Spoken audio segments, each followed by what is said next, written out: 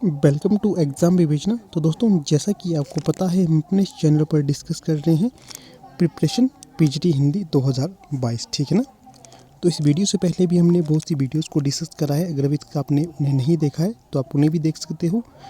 Description box में आपको playlist का लिंक मिल जाएगा। इसी के साथ अगर आप हमारे टेलीग्राम ग्रुप के साथ नहीं जुड़े हैं तो आप उसके साथ भी जुड़ सकते हो। लिंक आपको प्रदान कर दिया गया है। और हमारी टीम के द्वारा 2 कोर्स लॉन्च भी कर दिए गए हैं। एक है आपका IIT कमीशन और दूसरा है पीजीटी हिंदी। अगर इंटरेस्टेड हो तो संपर्क कर सकते हो। नंबर यहाँ पर लिखा गया है और डिस्क्रिप्शन बॉक्स में भी आपको नंबर मिल जाएगा। तो चलिए करते हैं आज की वीडियो को स्टार्ट। तो यहाँ पर जो पहला प्रश्न पूछा गया है, सघन कुंज छाया सुखद शीतल मंद समीर किसकी काव्य पंक्तियाँ हैं? विकल्प में है पद्माकर, बिहारी, घनानंद, रसखान। तो चलिए सही उत्तर का चयन कीजिए। ये जो प्रश्न पत्र है पीजीटी हिंदी 2016 का है। जो एचपी में पीजीटी हिंदी 2016 हुआ था ना, उसका प्रश्न पत्र है ये। इसे हम डिवाइड करेंगे, छोटे छोटे पार्ट्स में डिस्कस करेंगे और जब अंत में एक आपको मर्ज वीडियो मैं दे दूंगा, ठीक है ना। तो आपको फ़ायदा रहेगा इसका। तो चलिए सही उत्तर का चयन करें। यहाँ पर क्या सही उत्तर होगा?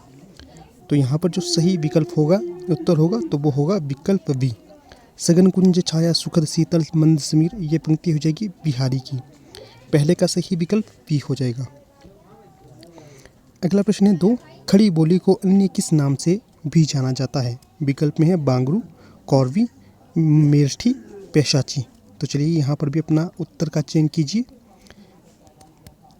मेरे उत्तर देने से पहले आपने उत्तर देना है या किसी पेज पर लिखना है, इससे आपका मूल्यांकन भी हो जाएगा, ठीक है।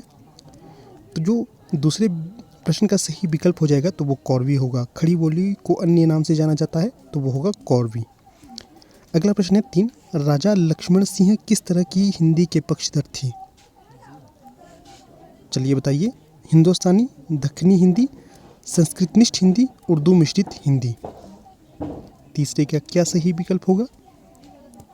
तो ये हो जाएगा तीसरे का सी, संस्कृतनिष्ठ हिंदी के पक्षधर थे राजा लक्ष्मण सिंह। अगर आपसे कई बार ये प्रश्न पूछा जाए कि जो राजा शिव प्रसाद सितारे हिंद थे वो किस प्रकार की हिंदी के पक्षधर थे, तो वो हिंदुस्तानी हिंदी के पक्षधर थे। हिंदुस्तानी हिंदी से मेरा तात्पर्य है उर्दू मिश्रित हिंदी, जिसमें उर्दू के शब्द अधिक देखने को मिलते थे। इस प्रकार की हिंदी के पक्षधर थे राजा शिव प्रसाद सितारे हिंद, ठीक है। और कई बार ये प्रश्न भी बनता है कि जो राजा शिव प्रसाद है, इन्हें सितारे हिंद की उपाधि किसके द्वारा दी गई थी? तो अंग्रेज़ों के द्वारा उन्हें सितारे हिंद की उपाधि दी गई थी। सितारे हिंद की उपाधि देने के पश्चात जो भारतेंदु थे, पहले उन्हें हरिश्चंद्र जी कहते थे, पर उन्हें सितारे हिंद को उपाधि देने के पश्चात भारतेंदु की उपाधि प्रदान की गई थी। ये भी महत्वपूर्ण है, याद रखना। अगला प्रश्न है यहाँ पर 4, इसमें पूछा गया है भक्ति ध्वनि संप्रदाय के प्रवर्तक कौन हैं? तो जो ध्वनि संप्रदाय है तो इसके प्रवर्तक का नाम बताना है। विकल्प में है मम्मट, क्षेमेंद्र, भोजराज या आनंदवर्धन। चौथे का सही विकल्प बताइए, क्या सही उत्तर होगा यहाँ पर? तो यहाँ पर सही विकल्प हो जाएगा आनंदवर्धन। जो आनंदवर्धन थे, इनके द्वारा ध्वनि संप्रदाय का प्रवर्तन किया गया था। अगला प्रश्न है 5, इसमें पूछा गया है प्रतिभा को काव्य रचना में किसके अंतर्गत रखा जाता है? तो जो प्रतिभा है बताना है किसके अंतर्गत इसे रखा जाता है। विकल्प में है काव्य लक्षण, काव्य हेतु, काव्य प्रयोजन, काव्य आत्मा। चलिए 5वें का सही विकल्प बताइए क्या होगा? तो ये हो जाएगा विकल्प भी, काव्य हेतु के अंतर्गत प्रतिभा को रखा जाता है।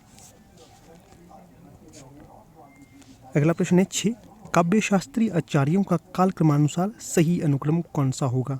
तो यहाँ पर आपके समक्ष 4 विकल्प दिए गए हैं। विकल्प ए बता देता हूँ, बामन, अभिनव गुप्त, मम्मट या आनंदवर्धन। इन्हें आगे पीछे किया गया है, आपको यहाँ पर सही विकल्प का चयन करना है। तो यहाँ पर छठे प्रश्न का सही उत्तर हो जाएगा विकल्प डी। सबसे पहले बामन आएंगे, फिर आनंदवर्धन, फिर अभिनव गुप्त आएंगे और सबसे अंत में मम्मट आएंगे, ठीक है। छठे का सही विकल्प डी होगा।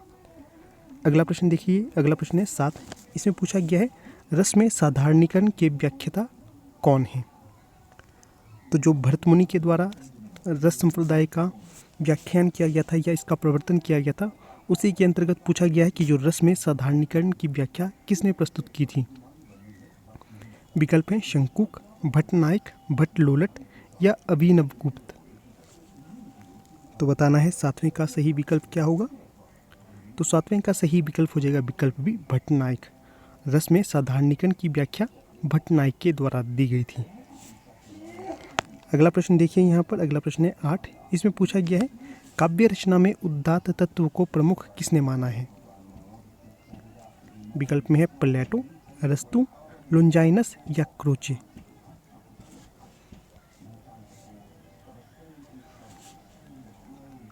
तो सही विकल्प हो जाएगा 8वें का लोंजाइनस। काव्य में उदात्त तत्व को प्रमुख लोंजाइनस ने माना है। बाकी प्लेटो, अरस्तु, क्रोचे ये भी पाश्चात्य काव्यशास्त्र के अंतर्गत आते हैं, सबसे प्रमुख माने जाते हैं। अगला प्रश्न है यहाँ पर 9। इसमें पूछा गया है निर्व्यक्तिकता का सिद्धांत किससे संबंधित है। विकल्प में है कॉलरिज, इलियट, वर्ड्सवर्थ या रिचर्ड्स। तो सही विकल्प का चयन करें। तो जो 9वें का सही विकल्प हो जाएगा निर्व्यक्तिकता का सिद्धांत इलियट के द्वारा प्रतिपादित किया गया था। ठीक है, बी सही विकल्प हो जाएगा यहाँ। अगला प्रश्न है 10। इसमें पूछा गया है हिंदी साहित्य के इतिहास ग्रंथ की रचना निम्नलिखित में से सबसे पहले किसने की थी।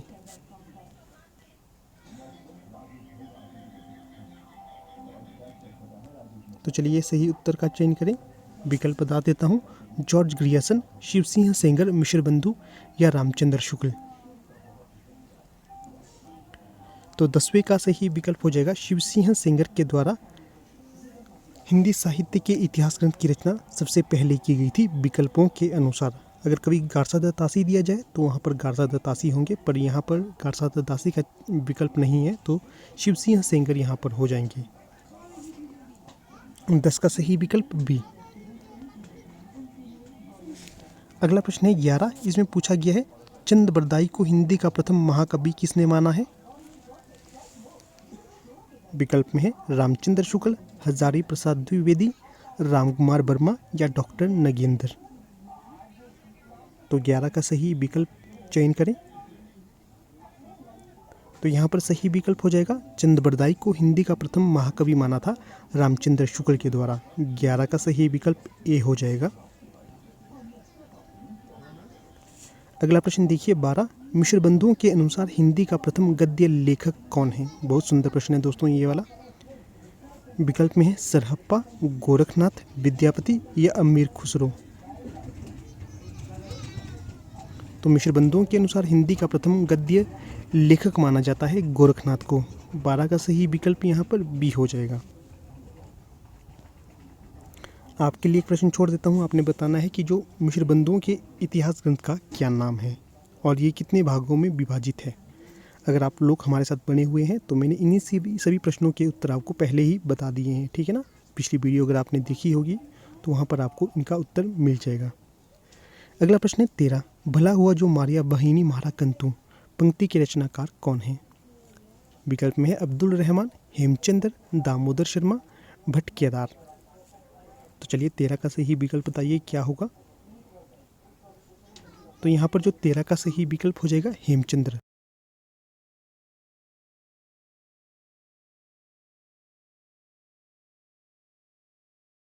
अगला प्रश्न है यहाँ पर 14। इसमें पूछा गया है कविता कौमुदी के संग्रहकर्ता कौन है। विकल्प में श्याम सुंदर दास, राहुल सांकृत्यायन, नगेंद्र या रामनरेश त्रिपाठी। तो जो 14 का सही विकल्प हो जाएगा यहाँ, तो ये हो जाएंगे विकल्प डी, रामनरेश त्रिपाठी के द्वारा कविता कौमुदी का संग्रह किया गया था या इनकी पुस्तक ये मानी जाती है। अगला प्रश्न है 15। इसमें पूछा गया है मिश्र बंधुओं में शामिल नहीं है। तो चलिए सही विकल्प का चयन करें। गणेश बिहारी मिश्र, श्याम बिहारी मिश्र, केशव बिहारी मिश्र या सुखदेव बिहारी मिश्र। 15 का सही विकल्प क्या होगा। तो 15 का यहाँ पर सही विकल्प हो जाएगा सी, केशव बिहारी मिश्र मिश्र बंधुओं के अंतर्गत नहीं आते हैं। अगला प्रश्न है यहाँ पर 16।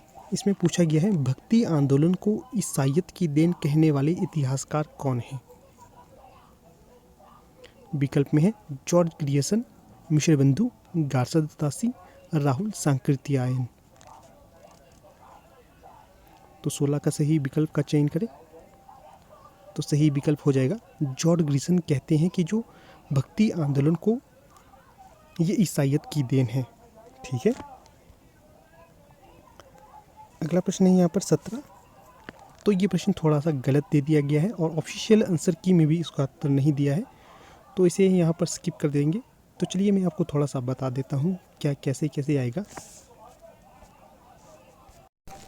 तो यहाँ पर जो सभी क्रम दिए गए हैं ये गलत है। तो यहाँ पर जो सही क्रम आना था, सबसे पहले सूरदास आने थे। तो जो सूरदास का जन्म होना था 1516 ईस्वी के आसपास। इसके पश्चात जो मीराबाई जी आनी थी, नहीं फिर से बता देता हूँ, सबसे पहले आनी थी सूरदास, इनका जो जन्म है 1478 के आसपास है। ठीक है ना, सूरदास का। फिर मीराबाई थी, इनका 1516 के आसपास है। फिर इसके पश्चात आने थे आपके तुलसीदास जी। तुलसीदास जी का जन्म है 1532 ईस्वी के आसपास। और सबसे अंत में आने थे आपके दादू दयाल, और इनका जन्म है 1544। ठीक है ना, तो इस प्रकार से कोई भी विकल्प यहाँ पर नहीं दिया गया है। तो इस प्रकार ये जो प्रश्न है बोर्ड के द्वारा कैंसिल कर दिया गया था। ठीक है, चलिए अगला प्रश्न देख लेते हैं। अगला प्रश्न है मन मेरा सुई तन मेरा धागा काव्य पंक्ति किस संत कवि की है। विकल्प में है कबीर, नानक, नामदेव या दादू। तो सही विकल्प का चयन करें। जो 18 का सही विकल्प होगा यहाँ पर, तो ये हो जाएगा आपका विकल्प सी, नामदेव। नामदेव जी ने कहा है मन मेरा सुई तन मेरा धागा। ठीक है, सी सही विकल्प हो जाएगा।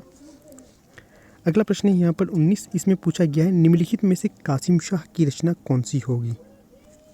विकल्प में है हंस जवाहिर, चंदायन, सत्यवती कथा या मृगावती। तो 19 का यहाँ पर सही विकल्प हो जाएगा हंस जवाहिर। विकल्प ए सही हो जाएगा, हंस जवाहिर कासिम शाह की रचना होगी। अगला प्रश्न है 20। इसमें पूछा गया है आकाश धर्मा गुरु किसे कहा जाता है। विकल्प में होंगे शंकराचार्य, रामानंद, रामानुजाचार्य, बल्लवाचार्य। तो चलिए सही विकल्प का चयन करें। तो आकाश धर्मा गुरु कहा जाता है रामानंद को। 20 का सही विकल्प बी हो जाएगा। और किसने कहा है, हजारी प्रसाद द्विवेदी ने रामानंद को आकाश धर्मा गुरु की संज्ञा दी थी। तो जितने भी प्रश्न यहाँ पर डिस्कस करूँगा ये सभी मैंने अपने कोर्स में लॉन्च कर दिए हैं। अगर आपने पढ़ा होगा तो ये प्रश्न बहुत से इजी हैं।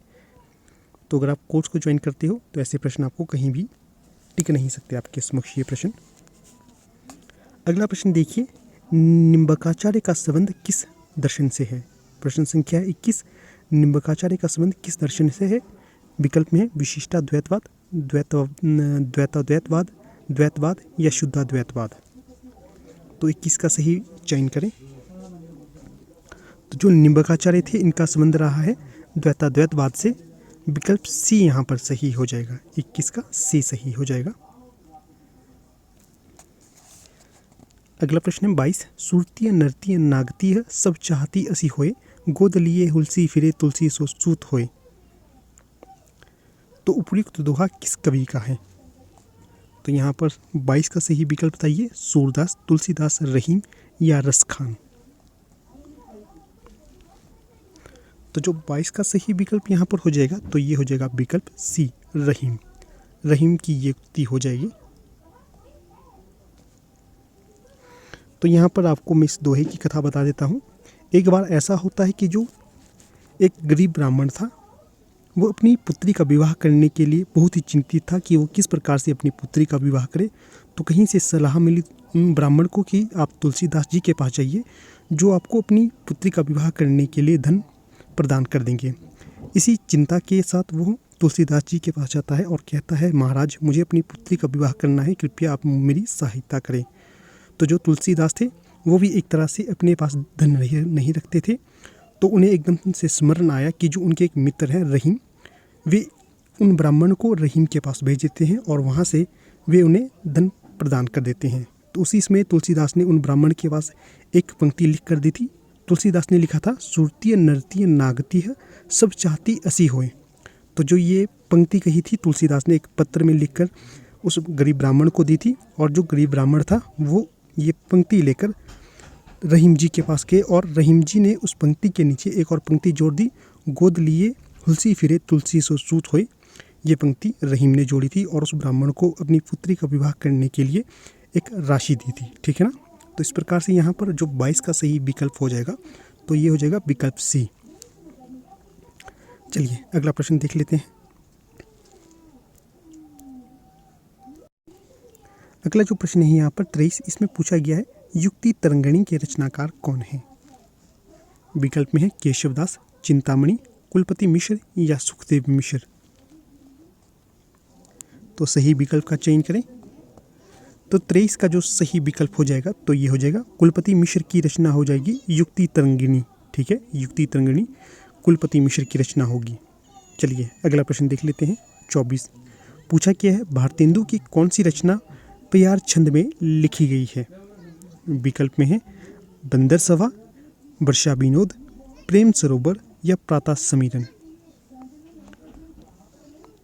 24 का सही विकल्प बताइए क्या होगा।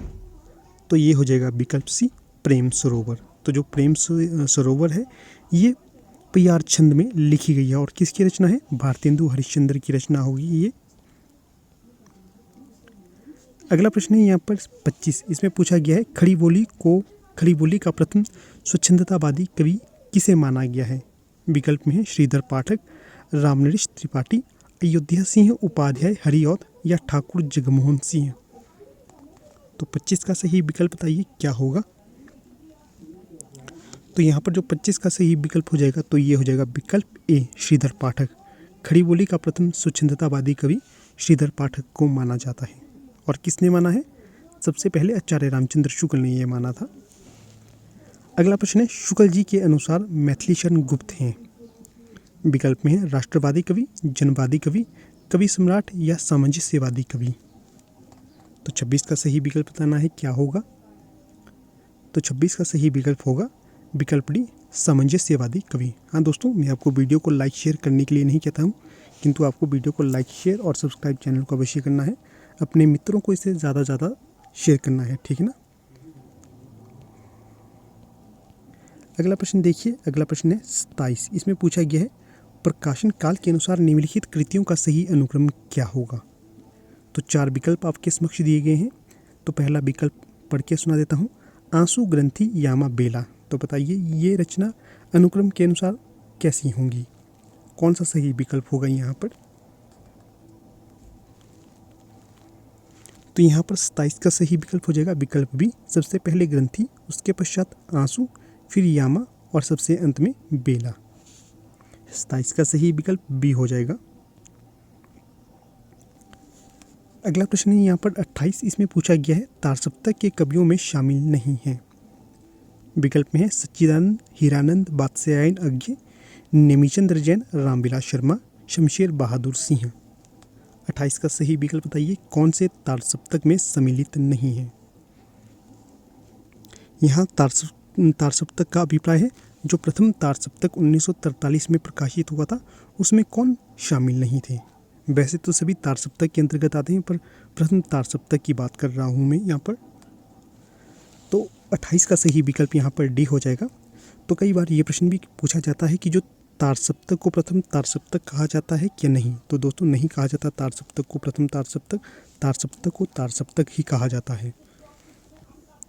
तो जो अज्ञे जी थे, नेमिचंद्र जैन थे, रामविलास शर्मा थे, ये तारसप्तक के अंतर्गत आते हैं। और जो शमशेर बहादुर सिंह हैं ये दूसरे तारसप्तक के अंतर्गत आते हैं। तो यहाँ से आपको एक तथ्य और बता देता हूँ, जो अज्ञे जी हैं इनका आपको पूरा नाम याद रखना है। अगर कभी आप इंटरव्यू में जाएंगे तो वहाँ पर आपसे प्रश्न पूछा जा सकता है कि जो अज्ञे का पूरा नाम क्या है। अगर आपने याद नहीं रखा होगा तो आप वहाँ पर हड़बड़ा जाएंगे और गलत उत्तर दे देंगे। तो अज्ञे जी का पूरा नाम है सच्चिदानंद, हीरानंद, वात्स्यायन अज्ञे। ये 4 नाम आते हैं इनके नाम में। पहले आएंगे सच्चिदानंद, फिर हीरानंद, फिर वात्स्यायन, फिर अज्ञे, ठीक है ना। ये याद रखना आपने, प्रश्न भी पूछा जा सकता है आपसे कई बार ये। तो चलिए अगला प्रश्न देख लेते हैं। हाँ दोस्तों, अगर मैं वीडियो को थोड़ा धीरे बोलता हूँ या फास्ट बोलता हूँ, आप अपने हिसाब से इसे ठीक करिएगा। इसकी स्पीड को कम या ज़्यादा कर सकते हैं आप। अगला प्रश्न है 29। इसमें पूछा गया है नई कविता नाम किसके द्वारा दिया गया था। विकल्प में है अज्ञे, गजानंद माधव मुक्तिबोध, मलयज या शमशेर बहादुर सिंह। तो 29 का सही विकल्प हो जाएगा सच्चिदानंद हीरानंद बादशाहन अज्ञे के द्वारा नई कविता नाम दिया गया था। 29 का सही विकल्प ए हो जाएगा। अगला प्रश्न है 30। इसमें पूछा गया है हिंदी संदर्भ और प्रकृति आलोचना पुस्तक के लेखक हैं। विकल्प में है देवीशंकर अवस्थी, राजेंद्र यादव, नामवर सिंह, मधुरेश। तो सही विकल्प यहाँ पर 30 का हो जाएगा हिंदी कहानी संदर्भ और प्रकृति आलोचना पुस्तक के रचनाकार हो जाएंगे देवीशंकर अवस्थी। 30 का सही विकल्प यहाँ पर ए हो जाएगा।